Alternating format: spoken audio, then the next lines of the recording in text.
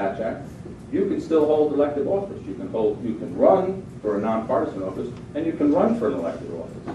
You can serve while you're an elected official. It only comes to when you're up for re-election, whether it's a partisan election or not, where the Hatch Act comes in. But it should be very clear. Just because there's federal funds involved doesn't mean you're subject to the Hatch Act and what that means in terms of political activity. So let's be clear about that. Expand a little on Freeholder Sullivan's comments and to address some apparent misconceptions with reference to the Hatch Act.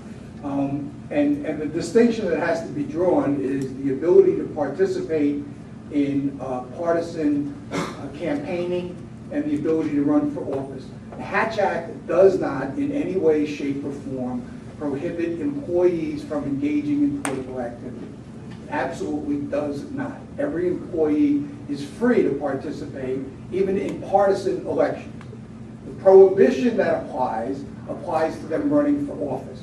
And that only applies if, in fact, the source of funding for their particular salary is funds that have Hatch Act application, and subsequent to their involvement, if they seek to run for office, they would then be prohibited from running for office. But that is just in terms of being a candidate.